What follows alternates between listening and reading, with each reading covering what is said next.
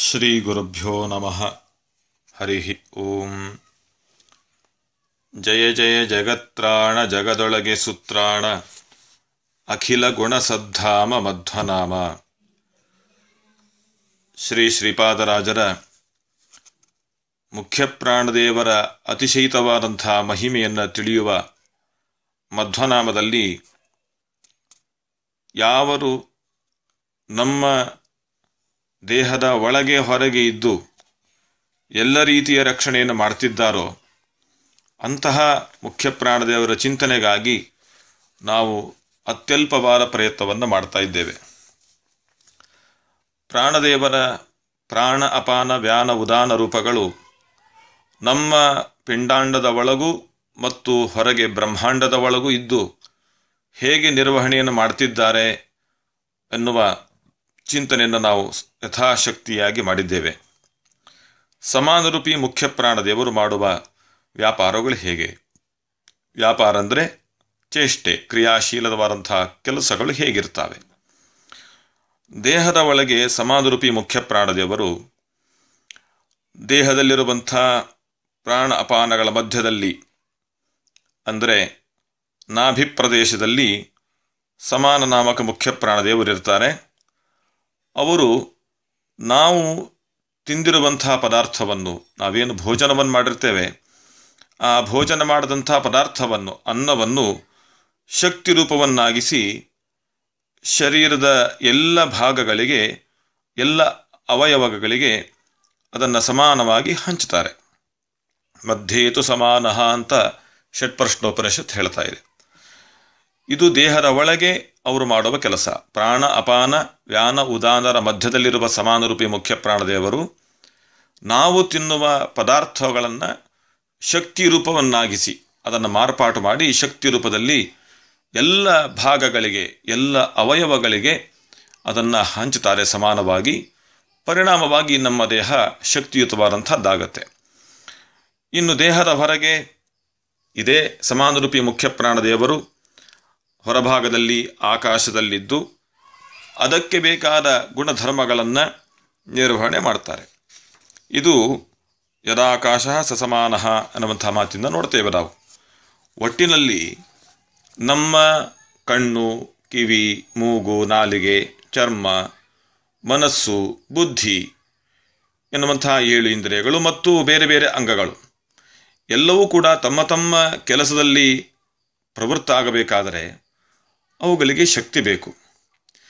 ಅದಕ್ಕೋಸ್ಕರ ನಾವು ಭೋಜನವನ್ನು ಮಾಡ್ತೇವೆ. ನಾವು ಊಟ ಮಾಡಿದಂಥ ಅನ್ನವನ್ನು ಶಕ್ತಿಯನ್ನಾಗಿ ಪರಿಣಾಮ ಮಾಡಿ ಆ ಶಕ್ತಿ ಎಲ್ಲ ಇಂದ್ರಿಯಗಳಿಗೆ, ಎಲ್ಲ ಅಂಗಗಳಿಗೆ ಸಮಾನವಾಗಿ ಹೋಗುವಂತೆ ಮಾಡಿ ಅವುಗಳ ಮೂಲಕ, ಅಂದರೆ ಆಯಾಯ ಇಂದ್ರಿಯಗಳ ಅವಯವಗಳ ಮೂಲಕ ಅತ್ಯಂತ ಅನುರೂಪನಾಗಿರುವಂಥ, ಪರಮಾಣುವಿಗಿಂತಲೂ ಸೂಕ್ಷ್ಮನಾಗಿರುವಂಥ ಹೃದಯ ಪ್ರದೇಶದಲ್ಲಿರುವಂತಹ ಜೀವನಿಗೆ ಅದರ ಅನುಭವ ಬರುವಂತೆ ಮಾಡ್ತಕ್ಕಂಥವರು ಸಮಾನರೂಪಿ ಮುಖ್ಯ ಪ್ರಾಣದೇವರು. ಷಟ್ಪ್ರಶ್ನೋಪನಿಷತ್ ಹೇಳುತ್ತೆ, ಏಷ ಹ್ಯೇತದ್ಭುತಂ ಅನ್ನಂ ಸಮಂ ನಯತಿ ತಸ್ಮಾದೇತಾಃ ಸಪ್ತಾರ್ಚಿಷೋ ಭವಂತಿ ಹೃದಿ ಹ್ಯೇಷ ಆತ್ಮ. ನಮ್ಮ ತಿಂದ ಪದಾರ್ಥಗಳನ್ನು ಸಮಾನವಾಗಿ ಹಂಚಿ ಎಲ್ಲಕ್ಕೂ ಶಕ್ತಿಪ್ರದರಾದಂಥವರು ಸಮಾನರೂಪಿ ಮುಖ್ಯ ಪ್ರಾಣದೇವರು. ನಮಗೆ ಯಾವುದು ಗೊತ್ತಾಗುವುದಿಲ್ಲ, ತಿನ್ನುವುದು ಮಾತ್ರ ಗೊತ್ತಾಗತ್ತೆ. ತಿಂದ ಮೇಲೆ ಇದು ಹೇಗೆ ಶಕ್ತಿಯಾಗಿ ಪರಿಣಾಮವಾಗತ್ತೆ, ಪರಿವರ್ತಿತವಾಗತ್ತೆ, ಅದು ಸಮಾನರೂಪಿ ಮುಖ್ಯ ಪ್ರಾಣದೇವರಿಂದ ಅನ್ನೋ ಕಲ್ಪನೆಯೇ ನಮಗಿರುವುದಿಲ್ಲ. ಎಲ್ಲ ಇಂದ್ರಿಯ ಅಭಿಮಾನಿ ದೇವತೆಗಳು ಮುಖ್ಯ ಪ್ರಾಣದೇವರ, ಸಮಾನರೂಪಿ ಮುಖ್ಯ ಪ್ರಾಣದೇವರ ನಿಯಮನದಲ್ಲೇ, ಅವರ ಅಧೀನದಲ್ಲೇ ಇರ್ತಾರೆ. ದೇಹದ ಹೊರಗೆ ಆಕಾಶದಲ್ಲಿ, ಅಂದರೆ ದ್ಯಾವ ಪೃಥ್ವಿಗಳ ಮಧ್ಯದಲ್ಲಿ ಆಕಾಶ ಇದೆ.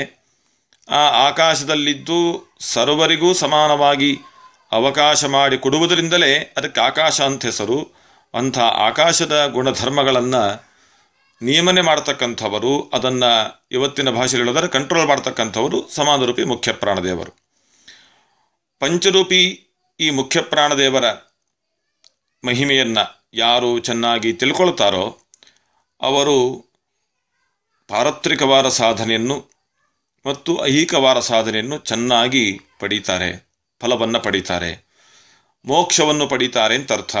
ಮತ್ತು ಇಲ್ಲಿದ್ದಾಗ ಅವರಿಗೆ ಅತ್ಯಂತ ಅಗತ್ಯವಾಗಿರುವಂಥ ಉತ್ತಮವಾದ ಸಂತತಿ ಎನ್ನುವಂಥ ಫಲವನ್ನು ಕೂಡ ಪಡೀತಾರೆ ಅಂತ ಉಪನಿಷತ್ತು ಸಾರತಾ ಇದೆ. ಏವಂ ವಿದ್ವಾನ್ ಪ್ರಾಣಂ ವೇದ ನಹಾಸ್ಯ ಪ್ರಜಾಹೀಯತೆ ಅಮೃತೋ ಭವತಿ ತದೇಶ ಶ್ಲೋಕಃ.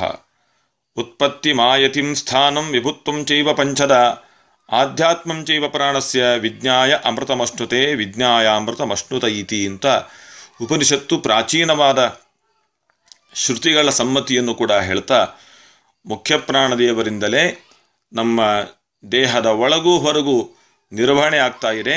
ಅದು 5 ರೂಪದ ಮುಖ್ಯ ಪ್ರಾಣದೇವರಿಂದ ಅಂತ ಯಾರು ತಿಳಿತಾರೋ ಅವನು ಮೋಕ್ಷವನ್ನು ಪಡೆಯುವುದು ಖಚಿತ.